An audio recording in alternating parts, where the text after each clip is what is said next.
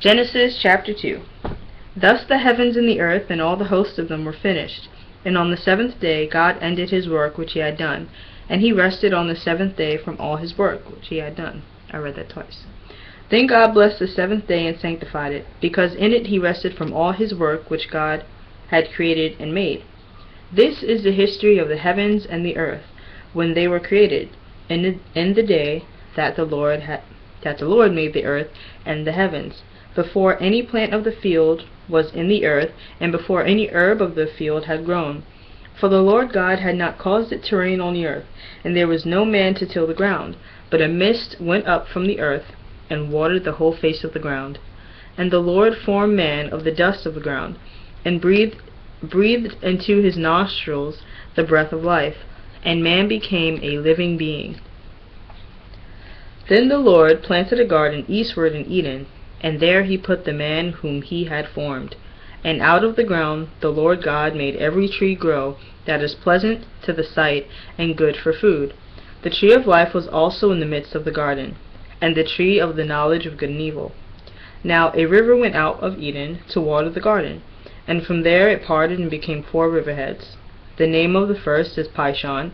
It is the one which skirts the whole land of Havilah, where there is gold, and the gold of that land is good. Bdellium and the onyx stone are there. The name of the second river is Gihon. It is the one which goes around the whole land of Cush.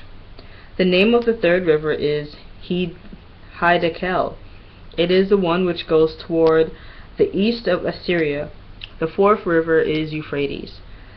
Then the Lord God took the man and put him in the Garden of Eden to tend and keep it. And the Lord God commanded the man, saying, Of every tree of the garden ye may freely eat, but of the tree of the knowledge of good and evil you shall not eat it, for in the day that you eat of it you shall surely die. The Lord God said, It is not good that man should be alone. I will make him a helper comparable to him. Out of the ground the Lord God formed every beast of the field, and every bird of the air, and brought them to Adam to see what he would call them. And whatever Adam called each living creature, that was its name. So Adam gave names to all the cattle, to the birds of the air, and to every beast of the field. But for Adam there was not found a helper comparable to him. And the Lord God caused a deep sleep to fall on Adam, and he slept. And he took one of his ribs, and closed up the flesh in its place. Then the rib which the Lord God had taken from man